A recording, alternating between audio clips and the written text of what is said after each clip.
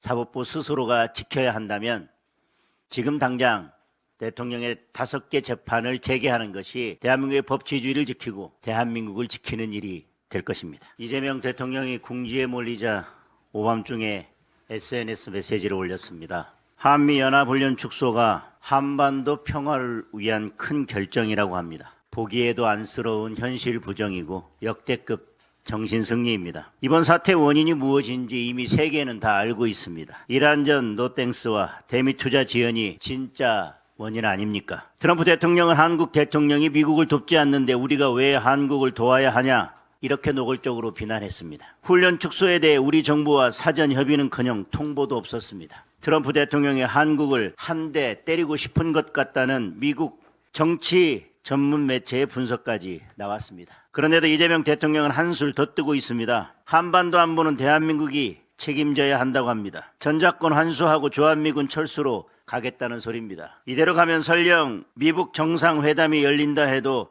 한국 패싱은 기정사실입니다. 우리 안보와 국익을 해치는 미북 합의가 이루어져도 막을 길이 없습니다. 이재명 대통령 혼자서 페이스메이커 역할을 자처해봐야 트럼프 대통령도 북한 김정은도 노땡스 할 겁니다. 관세 인상을 비롯한 경제 보복도 따라올 것입니다. 우리 국민과 기업은 피해를 보고 북한, 중국, 러시아만 웃을 것입니다. 이재명 대통령 안보도 외교도 경제도 다 포기했습니다. 국민을 포기한 이재명 정권, 곧 국민이 이재명 정권을 포기하게 될 것입니다. 김민석 민주당 대표 취임 일성은 대법원장 탄핵입니다.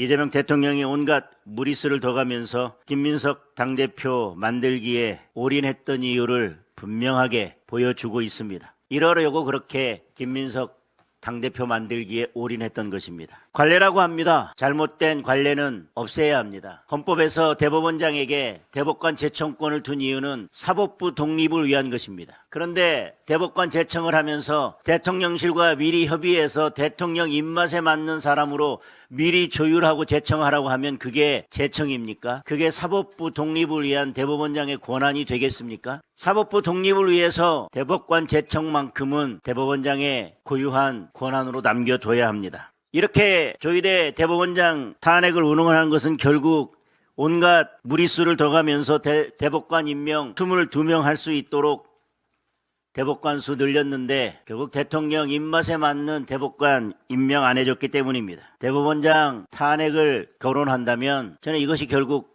위헌적인 탄핵 사유라고 생각합니다. 대법원장이 대법관을 제청하도록, 그리고 대한민국 헌법은 그것이 사법부의 독립을 지키기 위한 중요한 제도로 만들어 둔 것인데 대통령이 그 권한을 빼앗아서 사법부의 독립을 침해하고 대법관을 자신의 입맛에 맞는 사람으로 임명하고 그렇게 하기 위해서 미리 대법관 수를 늘려놓은 것이고 결국 그 종착역은 대통령의 무죄 판결이라면 이것은 분명히 위헌적인 작태입니다. 지금 이 모든 것을 벌이고 있는 것이 대통령이라면, 그리고 대통령의 뜻을 따라서 김민석 대표가 이런 말도 안 되는 막말을 하고 있는 것이라면 결국 이재명 대통령의 탄핵 사유가 분명합니다. 사법부 독립은 스스로 지켜야 합니다.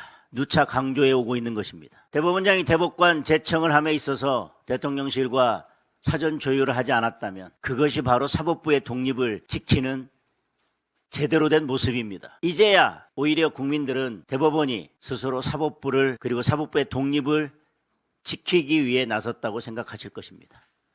이렇게 조희대 대법원장이, 그리고 사법부가 스스로 사법부의 독립을 지키기로 결심했다면 이재명 대통령의 재판을 재개하는 일부터 다시 시작해야 할 것입니다. 재판이 지연됐다고 대법원장을 탄핵하겠다고 하면서 대통령의 재판은 아예 중지시켜놓은 이 상황을 어떻게 이해하고 납득할 수 있겠습니까? 사법부의 독립, 사법부 스스로가 지켜야 한다면 지금 당장 대통령의 5개 재판을 재개하는 것이 사법부의 독립을 지키고 대한민국의 법치주의를 지키고 대한민국을 지키는 일이 될 것입니다.